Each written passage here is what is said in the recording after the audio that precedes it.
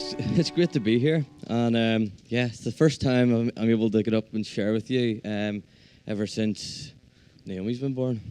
And she's sitting quietly at the back asleep, which is nice, because I was expecting her to be screaming at some point, but the service isn't over yet.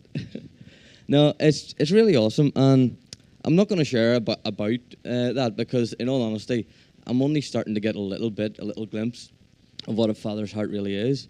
Because it's all raw with me at the minute. It's all fresh, and I'm really just trying to grasp what on earth this is because, you go from not understanding really what anything about fatherhood or anything, and it's all thrust upon you, and it all lands directly in your lap, and you're just like, whoa, what on earth is all this emotion that I didn't expect to have.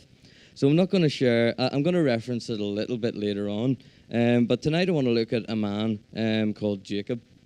Some of you may or may not know about him. He had a twin brother called Esau, who was born just immediately afterwards, and he's actually named Follow. He's named because he followed his brother out of the womb. He's basically named as a follower. But the thing is, for some reason, everything got changed because he was a mother's boy, and his brother was a father's son. And it was really, but because of some of the actions of the mother and the actions that the mother thrust onto him, they caused a lot of strife in the family. So we're going to look at a little bit at that, but not going to focus on that because that's not the point that I want you to get from the story. Because it's because of that he ended up leading a lifestyle that he led. Because he was a mummy's boy, he done everything, he could basically around the house and around the locality. Whereas Esau, the brother, he was adventurous and always went out and always disappeared off hunting, and he was like the manly man, if you want to put it that way. He was really rugged, and he went out chasing. But because Jacob was always around, Rebecca loved him, and Rebecca, that's the name of his mum.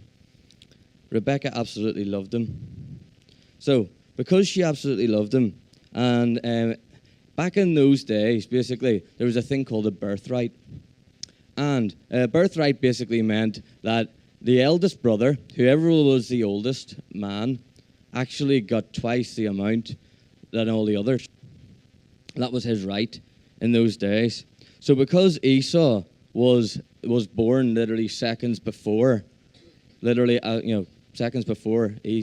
Jacob, basically, what happened in the end was he got twice the amount. So he came in one day absolutely famished. This is Esau, sorry. Esau came in one day absolutely famished after a good day's hunting and was starving. And Jacob had prepared this bowl of stew. And this stew must have looked good. It must have looked amazing. And Esau looked at the stew and said, wow, I'd love some of that. Can I have some of that? And Jacob turned around and says, only if you sell me your birthright. Now, see, a birthright wasn't just the fact that you got twice the amount, than everybody else once your parents died. It was actually a God-given thing. It was a God-given right to become the head of the household, to become actually, someone who is the head of the family, who wrestles on behalf of that family and stands up and defends that family. It was a God-given honor and a right. But what did Esau do? Well, firstly, Jacob shouldn't have been asking for it because he knew it wasn't his to have. And secondly, Esau shouldn't, and which was more important, Esau should never have even considered giving that away. The God-given right to be the next man of the house, to be the next leader of that household. He was willing just to throw it away just because it was suggested to him because he was a little bit hungry. So this is what he was thrown into, and he agrees over a little bit of food, over something that'll just please you for an instant, please you for an hour or two. He was willing to give away his God-given right and the God-given things that he had been given. So that happened. He did that. He actually gave it away for a bowl of stew. And then after that, whenever Isaac, who was his dad, was getting old and just about to die, he was just about to give his blessing to the next leader of the family. He was about to give it over. Now, this had been given to Jacob, but then Esau, because he was still the eldest in his father's eyes, he was the one who deserved the blessing. So he told him, look, go make a meal for me and then bring it to me. Go catch your hunt, basically. Prepare it, bring it to me. You know my favorite meal, make it for me. So he did. Esau went out to get this. Esau went out to do this, went out to prepare the meal, went out to get everything he needed. And Rebecca overheard this. So what Rebecca did was Rebecca said, quickly go get some goat, and we'll make it out of goat. We'll make it out, I think, I'm nearly positive it was goat. Yeah, it was goat. Yeah, sorry. Yeah. So, yeah, go get some goat. We'll make it exactly the way he likes it. We'll even put the goat's fur in your arms because Jacob had nice, smooth skin. Not hairy skin. I was going to say like me, but I'm not really that hairy, to be fair. I'm not going to pick on anybody in the audience. Yeah. But at the end of the day, this is something that should have been going to Esau. But Jacob went in. His mother basically persuaded him to go in. And then, basically, Isaac, he conned his father. Basically, Jacob conned Isaac into giving him the blessing. So whenever he came out after receiving this, so he is now the God-ordained person to be leading this family, to be doing it. And he knew what was going to happen. And whenever he came home, he heard, Esau whenever he came out, Esau then went in to receive the blessing. And Isaac was like, well, who was that I just blessed? Was that not you? So he had conned him. He had conned his father into blessing him. And he said, look, there's nothing else I can give you. I've given all the blessing that God's given me. I've passed on to Jacob. So you now have to serve your brother. Because he even said that, your brother will serve you as part of the blessing. So because everything that he had, all the God-given rights, everything had been given away, Esau was mad. So Esau wanted to kill him. So what did Jacob do? Jacob ran for his life. He took off and he ran for his life, just him and his staff. He had nothing else. They didn't really know where to go, but he knew of some relatives in a distant land. So he went to this distant land and he chased off after this. So as he's running away, absolutely shattered one night, he lies down. Absolutely still scared for his life because he doesn't know if his brother's close in his tails. He doesn't know how mad his brother is and how much he's seeking after him. Or whether even somebody basically, said, oh, he's probably going to your relatives. So he didn't know if he was chasing him. So he lay down one night absolutely shattered and didn't have a clue where he was or anything. But as he lay down and as he fell to sleep, he fell into a deep sleep and had this amazing dream where he seen angels descending and ascending from heaven. He seen this ladder going up right in front of him. And he basically wakes up and he goes, wow, I didn't know God was here. Whenever I got here, I didn't know God was here. So he has this amazing journey where basically God reveals to him, look, even in your darkest hour, when you're running away, whenever you're scared for your life, wherever you are, I'm there. I'm there with you. He says, I am the Lord, the God of Abraham, and the God of Isaac, your father, and I will be your God too.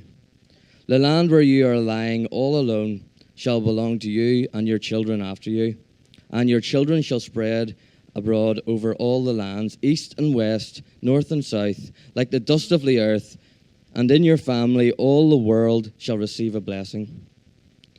And I am with you in your journey, and I will keep you where you are going, and I will bring you back to this land. I will never leave you, and I will surely keep my promise to you.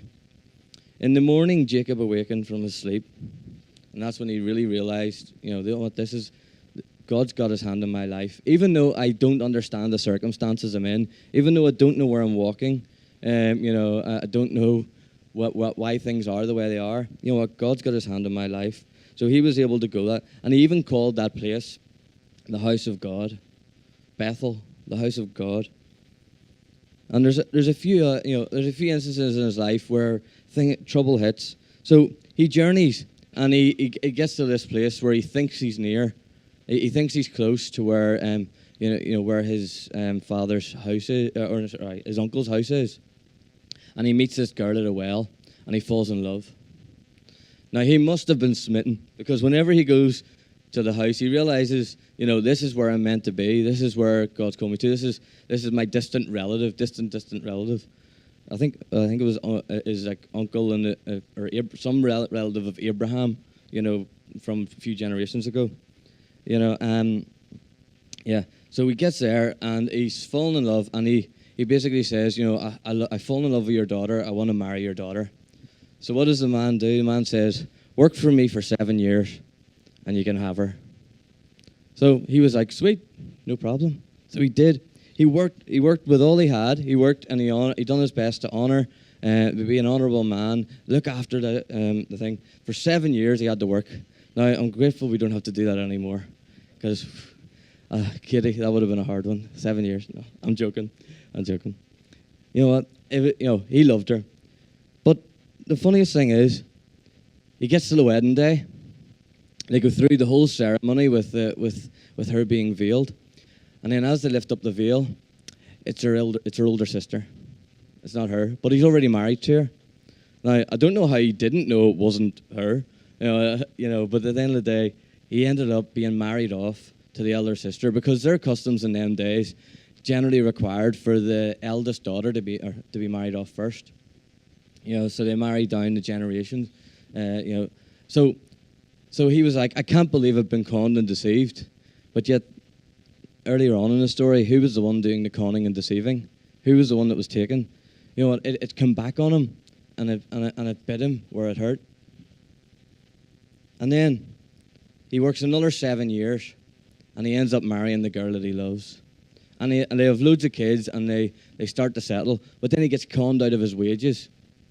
So he should have been getting paid. But time after time after time, he wasn't paid his due. He wasn't paid what he was worth. So God comes to him in a dream one night and says, right, it's time to go.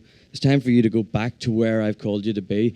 Remember that dream that you had where that ladder was? That's where I've called you to be. That's where I've called you to be with your, go back, confront the demons of your past. I want you to go back. So God took him, God told him, right, time to go. And then he went and he took what was rightfully his. God said, take what's rightfully yours. Don't take it all, but take what's rightfully yours. You've worked hard, for this man. You have daughters and sons, and so take all of them with you. So they did. They set out for Canaan, and then the father-in-law came chasing after him. They came chasing after him, really, and really ferociously. Was just like, why are you running away? Why are you stealing what's rightfully mine? And he basically had to sit him down. And even God confronted his father-in-law and said, he's not taking what he's taken.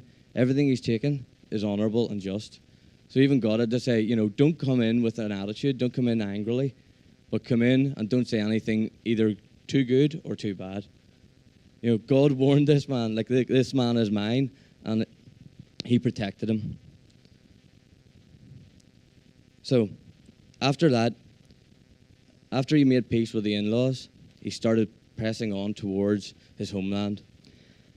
And the way something's coming up and you have to confront it, you have to face it, you start to worry about it, don't you? And this is the point that he gets to. After all the stuff that happened in the past, he knows he's going to have to be face to face with this brother who he knows is a manlier man than him, who he knows is stronger. He's a warrior. It talks about that. Him living by the sword. It talks about that.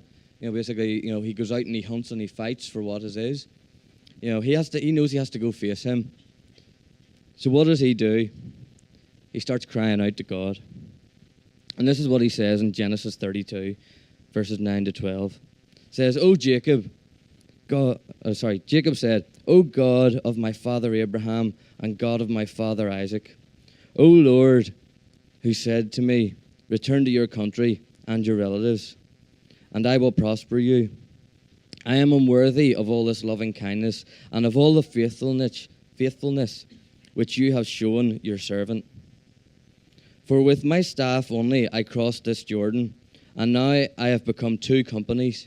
because he was bringing that much stuff with him because he was that honourable and God blessed him that much and blessed the whole family that much. He had that much stuff that, that he had 2 companies of people.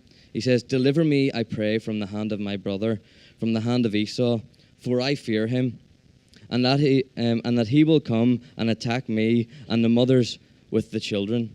For you said, I will surely prosper you and make you and your descendants as the sand of the sea, which is too great to be numbered." So firstly, what he does is he cries out to God. He greets God first. He just sort of goes, "God, I know who you are.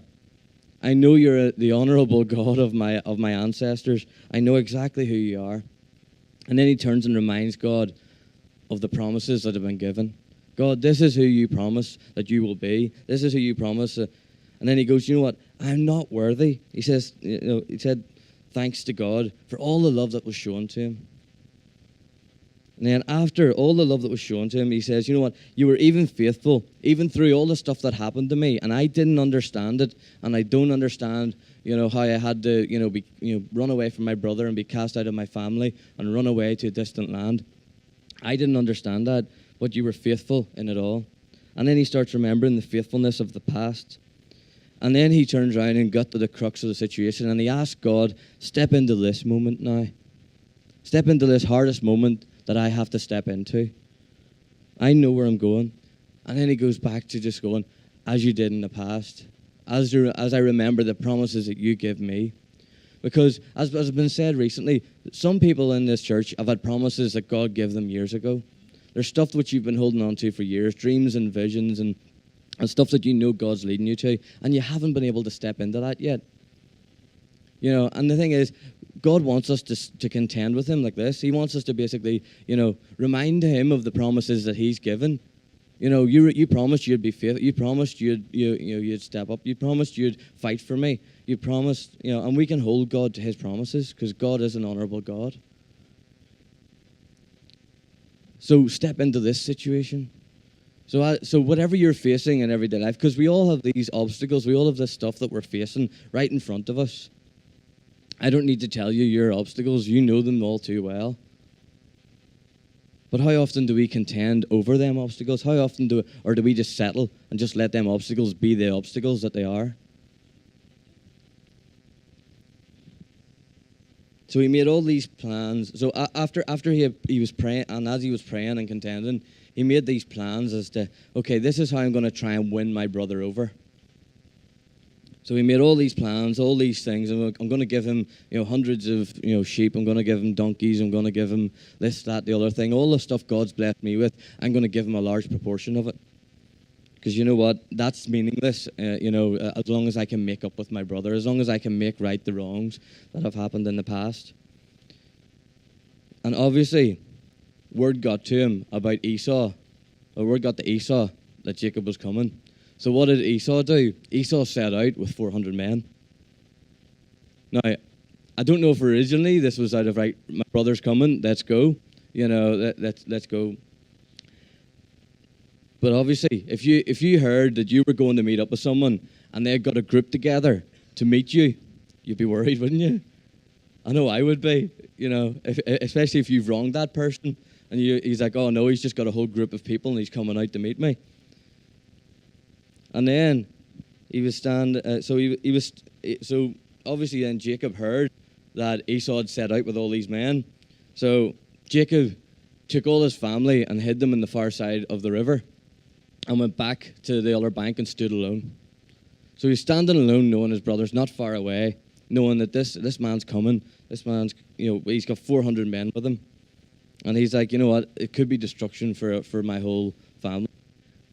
But he trusts God. So this is where we, catch up with the story, because it says, a man showed up and started wrestling with Jacob. And this man wrestled and wrestled and wrestled with Jacob all night long. All night long, they wrestled back and forward. And at one point, the man reaches down and hits and touches Jacob's hip and dislocates it. But Jacob refuses to give up. He refuses to give in.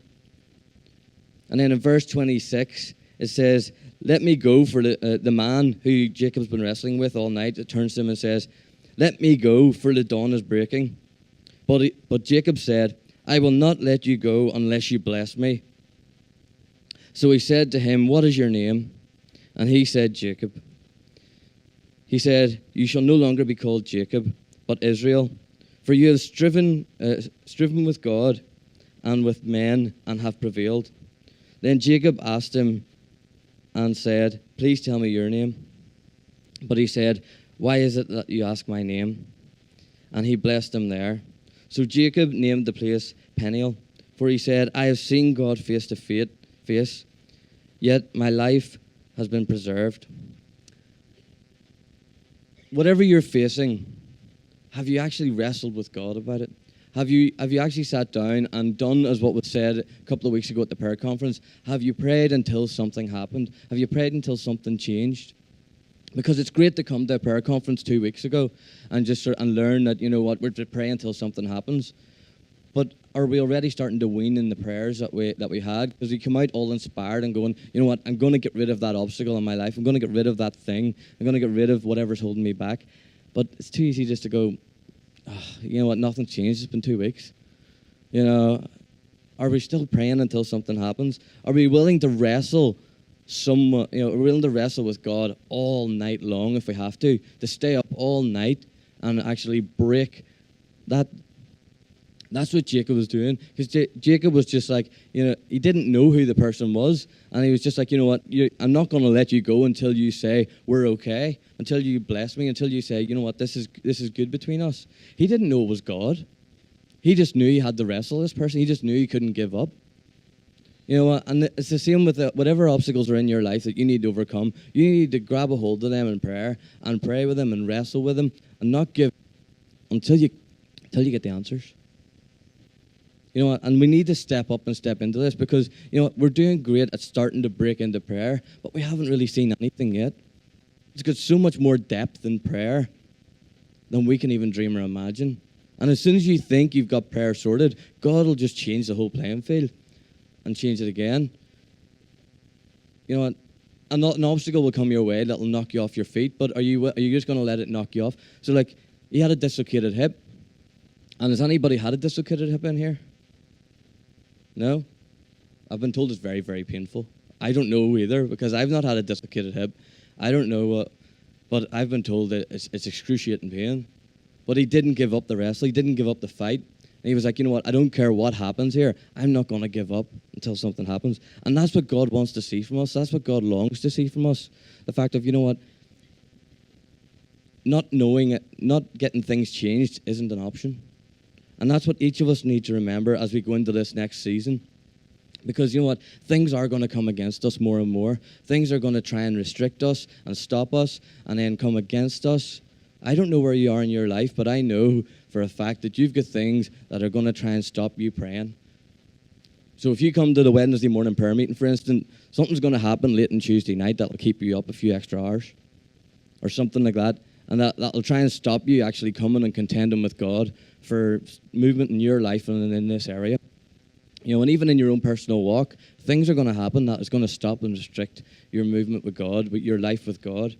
And as you're stepping up, because all of us are being called at the minute to step up into this new, deeper, more intense, more intentional walk with God, where we actually hear his voice more and more on a daily, hourly, minutely basis and respond to that voice. As was said this morning, you know, we need to respond to the voice. So are you going to greet God and acknowledge him as who he is? So as troubles hit, are you going to do that? Are you going to say thank you to him for what you're going through, for what's been happening in your own life, even if you don't understand what happened? Even if, as you look back at your life and go, that was a whole messy period, and I don't know why that had to happen, but you know what, God, thank you for it, because it's part of who I am today. You know, are you going to celebrate the past, giving thanks? And then, are you going to then ask God to step into your present struggles and wrestle with him until you see movement? And then remind him of the promises that he's given you? Are you going to wrestle with God continually? Because how often do we just sit back and give up in the end? You know what? Jacob didn't in the end, but look at the journey he had to get where he had to. He was a deceiver, and he was constantly deceived. You know what? He had a lot of pain, a lot of trials, and a lot of hardship in his life. Running for his life, scared because he knew his brother wanted to kill him. Like, that's pretty intense. But he didn't let that put him off.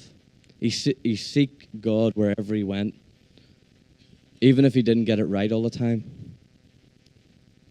So when's the last time, I want to challenge you with is, when's the last time you fought with God? Because God, God is such a big heart. God is such a big and intentional, loving heart towards each and every single one of you. You'll never grasp it. And I just wanted to share basically the moment, basically, as we were getting near the end of the labour, as we knew, Naomi was coming, and it was very, very, very, very gory. It's probably the best thing. It was really, it's not a clean place, a birthing environment. You know what? Whenever you're weighed heavily pregnant with something, whenever you know something's coming, you know what? It's not a nice place to be. It's a hard place to be. And there was a lot of pain. There was a lot of tenseness in the atmosphere. As I said, it wasn't a clean environment. There was everything everywhere. But you know what? The moment Naomi entered the room, out of the womb, everything changed. In that moment, everything changed. And as Katie lifted her up under her chest just to do some skin-to-skin time, Naomi pooed everywhere. It didn't matter. It didn't matter. It didn't matter that there was poo everywhere, and everything was everywhere. It didn't matter because she was there. It had happened. It was happening. And then even as I took her and she pooed all over me again, I was like, wow, this is the most amazing thing ever. And God gave me a little glimpse of his heart then, just sort of saying, you know what, if that's the heart you have for your daughter, imagine the heart I have for you. And some of you don't know that heart. Some of you don't know that God loves you that much. And that's what blew my mind in that theater. That's what blew my mind at that time. I was like, God's heart is that real for us, every single one of us. It's a beautiful place. Live in that place. Doesn't matter if you're covered in dung. It doesn't. God doesn't mind. He's gonna clean you up. He's gonna look after you. It doesn't matter whether you've been a Christian, 20 years or 2 minutes. You know what? God loves you. You don't need a reason other than he loves you. And it's a beautiful place just to lie in his arms and let him love you, no matter what you're covered in. Yeah. So, wrestle with him. Wrestle with God, because he wants what's best for you. He wants what's best for all of your lives. That's the heart that he loves you with. Even if we don't understand the plans, and even if we don't understand where we're at, wrestle with him. Show him, you know what, I'm not willing to let this go on any longer. So yeah, let's just pray together.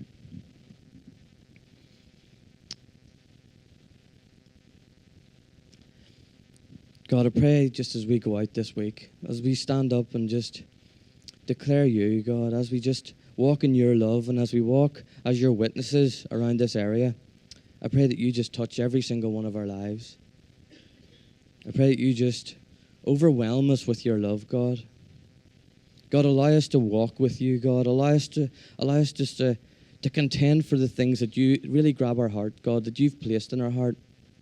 God, we're sick of things the way they've been for so long, and there's been no movement and change. So God, just allow us just to fight with you and wrestle with you, to see your beauty and to see you change things, God, to see you overwhelm us with what you want to give us, God. God, for those people that are hurting and in pain tonight, God, I pray that you just help them, God.